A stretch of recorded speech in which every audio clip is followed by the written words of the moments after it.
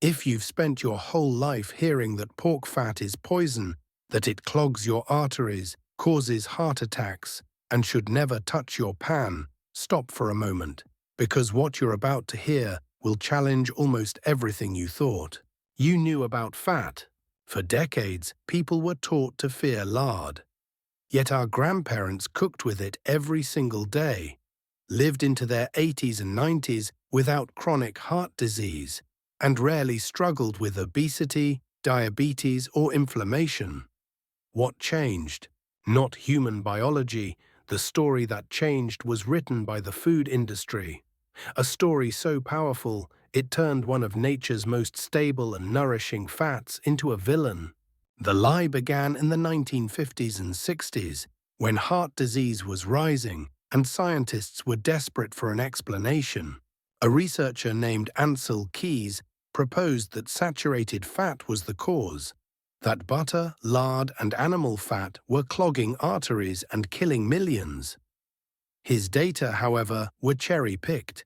He ignored countries that ate plenty of natural fats, yet had low heart disease rates, and focused only on those that fit his theory. But the media ran with it, governments built policies around it, and corporations saw opportunity.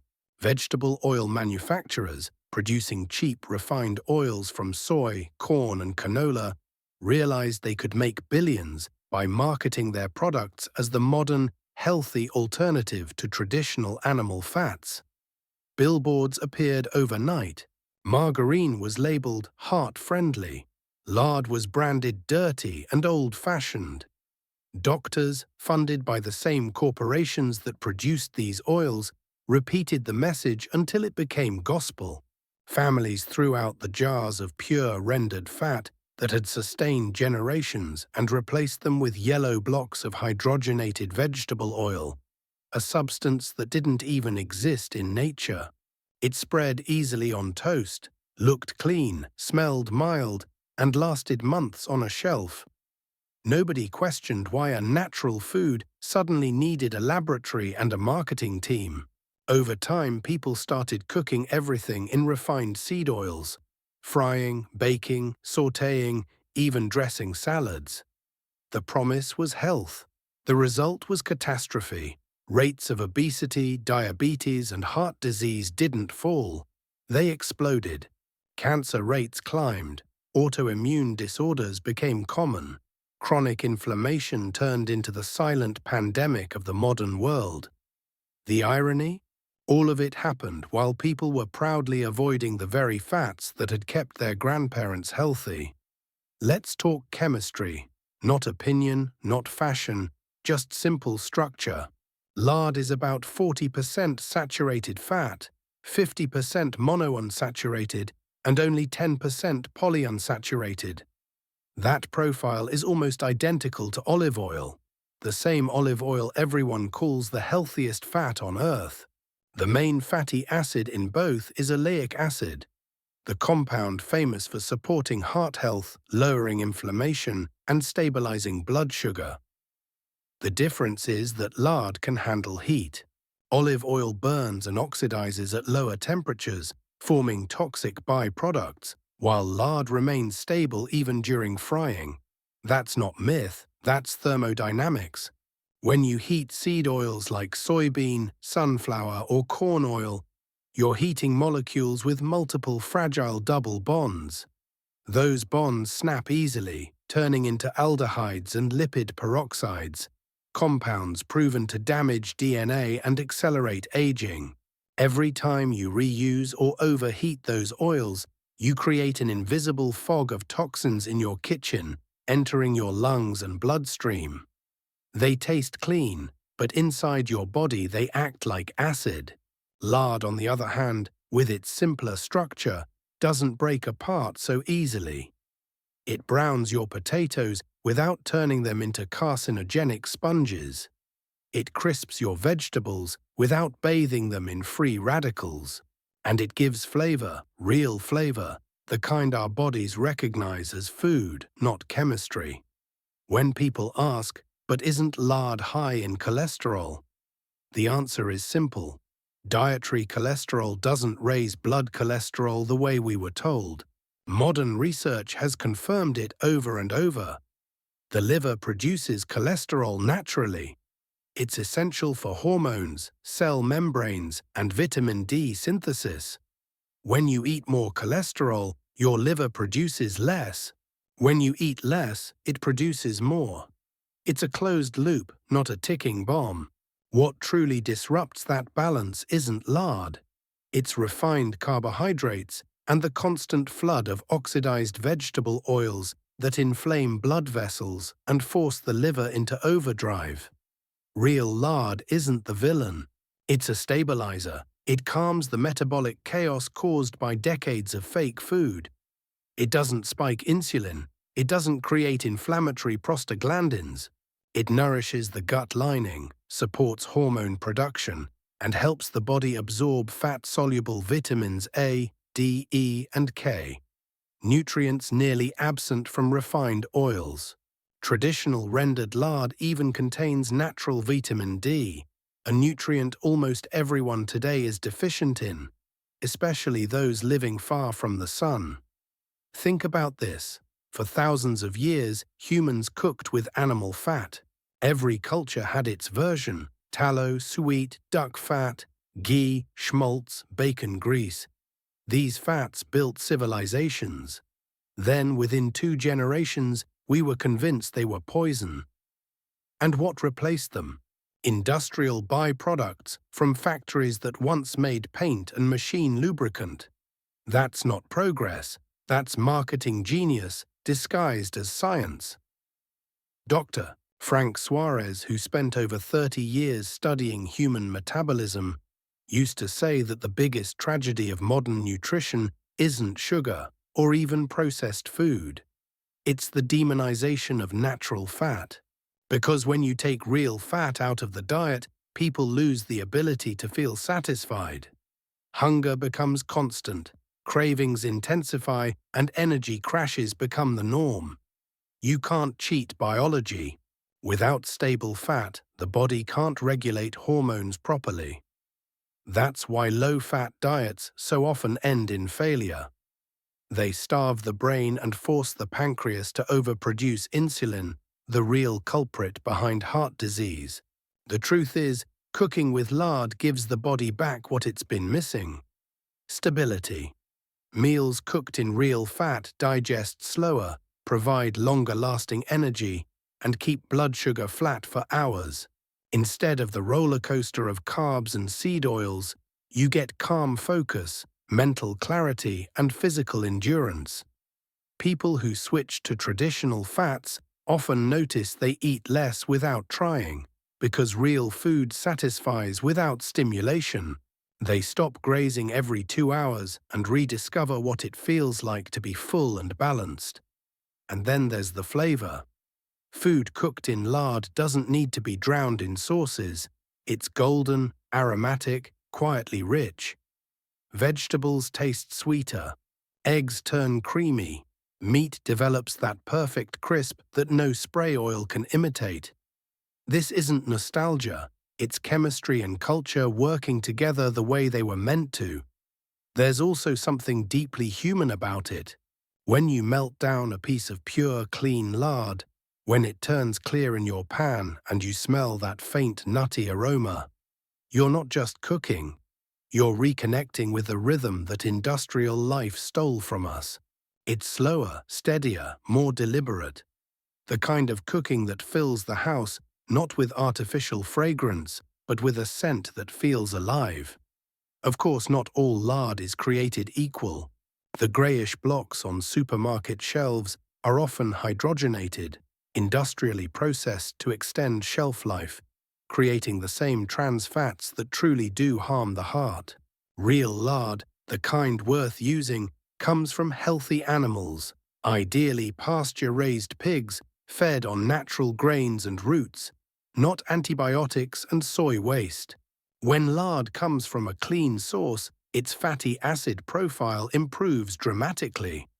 More omega-3s, more vitamins, more antioxidants.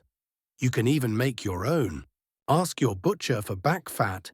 Cut it into small cubes and render it slowly on low heat until the liquid runs clear. Strain it, pour it into a glass jar, and you'll have a pure, shelf-stable cooking fat that smells faintly sweet and stays fresh for months in the fridge. Cooking with it feels different. There's no harsh smoke, no sharp smell, no guilt. You use a spoonful, hear that gentle hiss, and realize that food doesn't need to be complicated to be good for you. Once you start cooking with real fat, something subtle but profound begins to change. The kitchen feels calmer.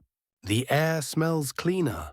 You no longer have to open every window to escape the smoke from burned oil. Even your pans behave differently. Food browns instead of burns, and that soft golden color that used to belong only to restaurant dishes suddenly appears in your own home. And then, after a few weeks, your body begins to notice too. Energy becomes steadier throughout the day. The strange afternoon fatigue that used to make you reach for caffeine begins to fade. Skin feels less dry, digestion improves, the mind feels clearer. It's as if some background noise inside you has gone quiet. That's because real fats stabilize your metabolism. When you replace unstable seed oils with stable natural ones, your body stops fighting constant inflammation. Those tiny molecular fires in your blood vessels, joints, and brain begin to extinguish themselves. The immune system, no longer in a permanent state of defense, can finally focus on repair. It's the difference between surviving and healing. Scientists who dared to look beyond the industry narrative discovered something remarkable. Populations that never abandoned traditional fats, from rural Europe to Asia and South America, continue to show lower rates of chronic disease than those who switched to industrial oils. It's not genetics, it's chemistry combined with culture. Where real food remained, balance remained. Where it was replaced, imbalance followed. Lard, in particular, carries one more secret weapon: fat-soluble vitamins. Vitamin D, for example, is almost impossible to find naturally in plant oils, but properly rendered lard from outdoor raised pigs contains significant amounts. Vitamin D isn't just about bones. It regulates the immune system, mood, and hormonal balance. Combined with the antioxidant power of vitamin E and the brain-nourishing nutrient choline, lard becomes more than a cooking fat.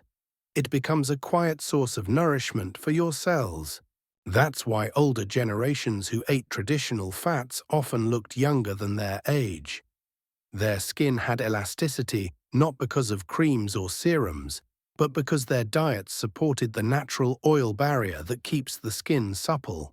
The irony is that the same people who now spend fortunes on anti-aging cosmetics are still afraid of the one ingredient that could have kept their skin healthy from within. When people reintroduce natural fats, they often report something unexpected: peace of mind. Not just the absence of hunger, but a mental calm. The brain, which is nearly 60% fat, finally receives the steady fuel it's designed to run on. Focus improves, memory strengthens, mood stabilizes. That's not psychology, it's biochemistry. The neurotransmitter acetylcholine, essential for concentration, is made from choline, found abundantly in animal fat. So is serotonin's precursor tryptophan, which depends on stable blood sugar to function.